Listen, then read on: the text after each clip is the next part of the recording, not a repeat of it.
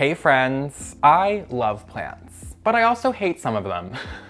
Hate's a strong word. There's just a lot of plants that don't really do it for me and twist my arm to absolutely drag 25 plants through the mud to anybody who wants to listen. Just a heads up, I'm probably going to read these plants for filth, so if you can't handle the heat, get out of the kitchen. Anyway, let's start our roast, if you will. I think I might be a little meaner than what's typically called for a roast.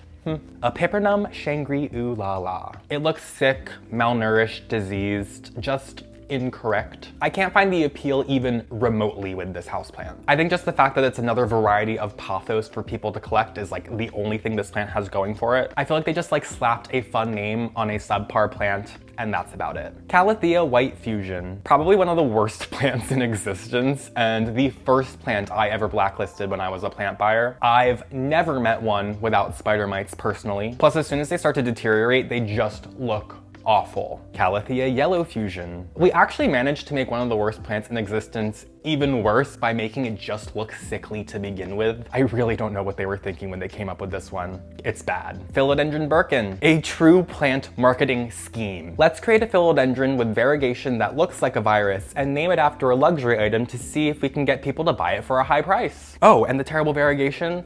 It reverts. This failed, believe it or not, and the price of this plant instantly fell to peanuts in comparison to what it was first on the market for, and I will always just hate this plant for that. Every Dieffenbachia, a bad plant with a bad history. Pest prone, not exciting.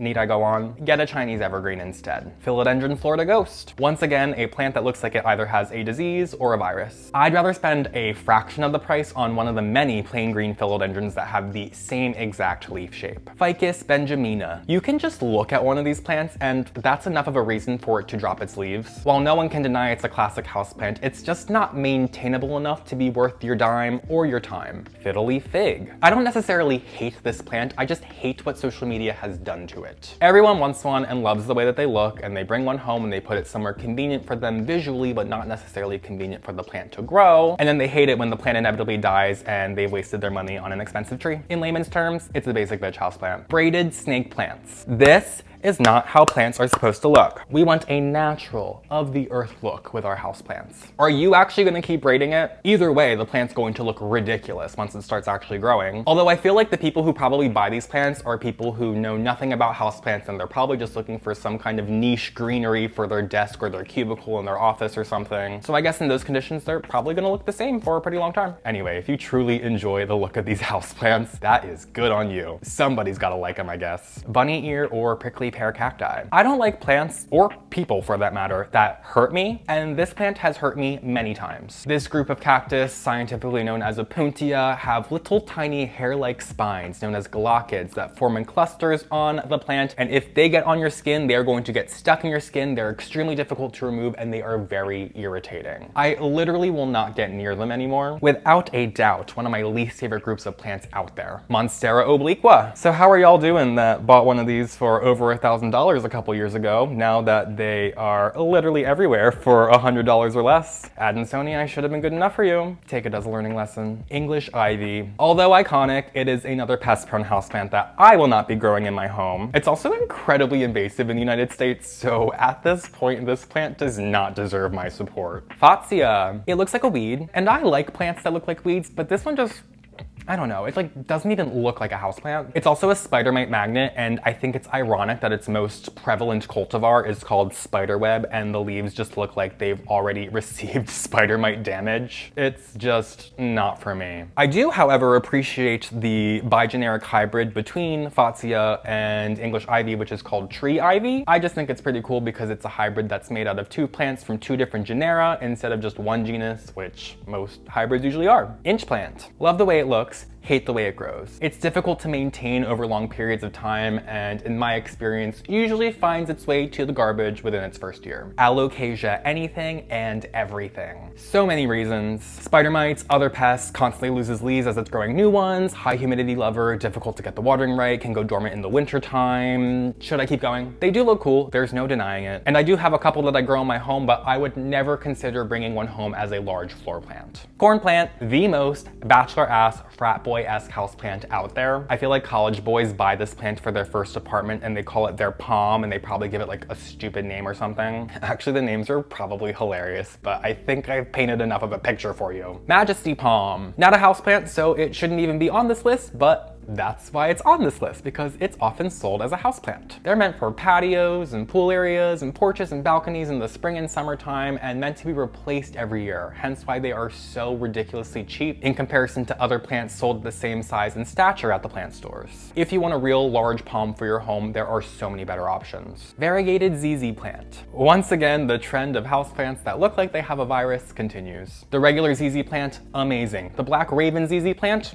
arguably even better, but I think maybe, just maybe, we should have quit while we were ahead. Lemon button fern. Dead in a day if you forget to water it, and just overall not exciting. There are so many better looking, easier to grow ferns out there to try instead. Croton. The colors are gorgeous, but that is the only thing the plant has going for it. The lighting requirements are difficult to achieve indoors, not to mention those indoor conditions make it very prone to pests. I would probably just skip it and then recommend to you a red Chinese evergreen variety if you want to grow something with a similar effect without the headache or the possible infestation. Syngonium podophyllum. I am not really a rare plant chaser, but this species of Syngonium just gives run-of-the-mill, like, grocery store plant section to me. Like the most common plant that you're going to find in the sad little floral section at your typical grocery chain. There are, however, some other really cool species of Syngonium that I do grow in my home. Poinsetta. I don't hate the holidays, but my absolute least favorite time of the year is when the garden centers and plant stores are 50% poinsettia. I literally didn't even know people actually bought them anymore. Actually, I don't really think that people do, because there's always so many left over whenever January rolls around. Let's just come to a consensus to put a stop to the poinsettias. We don't need the poinsettias, and we clearly don't want the poinsettias, so stop trying to sell us the poinsettias. And if you buy them, stop.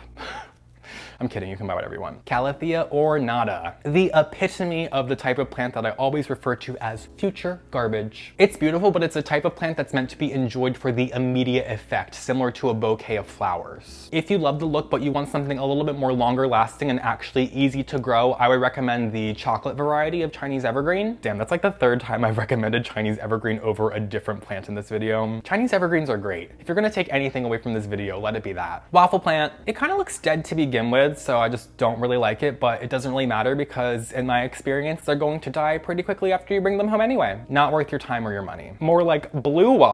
Epipremnum amplissimum. Ringing in our last plant with another one that looks sickly or diseased, or at least like it's been grown in inadequate conditions. I can't even tell if this would look better over time as a climbing plant or a trailing plant, but the leaves are just not giving. Since it is technically a variety of pothos, once again, I feel like that's enough to entice some enthusiasts to buy it. But every time I see them in store, I'm just kind of confused by their appeal. I think 25 plants is a good stopping point before I actually start to piss anyone off. Remember, this was all in good fun. I'm obviously a huge plant lover. I just wanted to share my opinions in a fun way. At least I thought it was fun. Let me know in the comments which you agreed with, which you disagreed with, and if there's any plants you can't stand yourself. Thanks so much for joining me. Subscribe to my channel if you haven't already, and I will see you guys in my next video.